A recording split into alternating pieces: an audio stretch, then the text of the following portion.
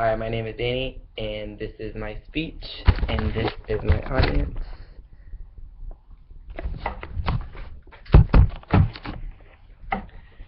Okay, in Uncaged, Frank Shamrock, the narrator and who did the book is about, had a hard life between being abused and neglected. He stayed in trouble with the law.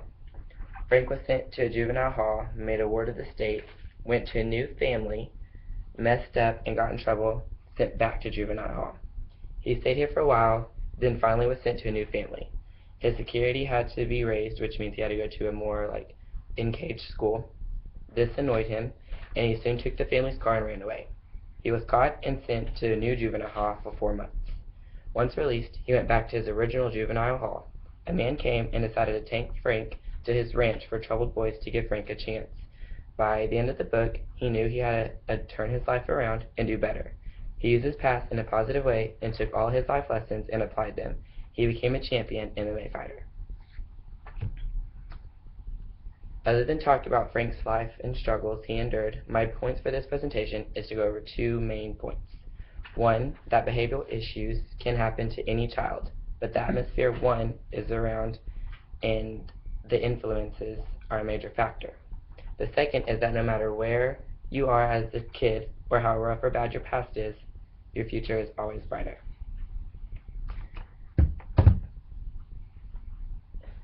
As you can tell by this graph from 1980 to 2012, the arrests per 100,000 juveniles were at a steady incline until about 1995. Then it started to decrease, but around 2012, it was still just under 4,000.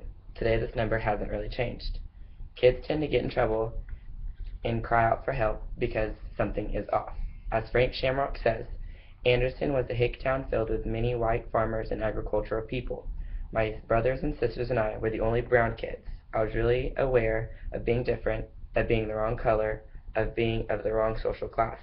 I'd always felt like I didn't quite fit in anywhere outside my family. Now I felt even more off. Maybe that's why I started getting in trouble a little bit more. And as you can tell by this graph, in 2008, 74.6% of the crimes from juvenile arrests were assaults, vandalism, drug or alcohol offenses, or breaking curfew. 20.8% were burglary, theft, or arson, and 4.6% were rape, murder, and aggravated assaults. In the book, Frank was first arrested for pulling a knife on his sister. His final arrest in chapters 1 and 2 were before going to the Shamrock Boys Ranch was, and I quote, "The cops pulled us over. They asked, what are you doing? We were 3 underage guys driving a stolen van in the middle of Sacramento. We must have looked out of place. They took us in." My next point, as I stated before, but this time is different words. It doesn't matter where you're from, but it matters where you're going. Frank needed guidance in his life. When Mr. Shamrock came into the juvenile hall and did the interview with him, they started talking. I told him how I've had a hard time. He cut me off and told me it doesn't matter or want to hear any of my BS. It was a nice fatherly talk. He called me on my bull. He wasn't angry. He was just telling me how it was, Frank says. Any kid can change.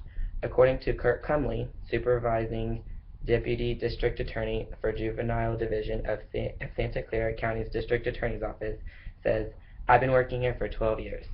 80% of the kids he sees does 1 term and he doesn't ever see them again. If people act sooner and catch a kid early, they are less likely to reoffend." So any kid can get in any amount of trouble. It doesn't matter or anything like that. It matters on the influences and how early you catch it. But kids also do not need to be neglected just because they do have behavioral issues. You need to make sure they have more attention so they are less likely to rebel. And this is my audience.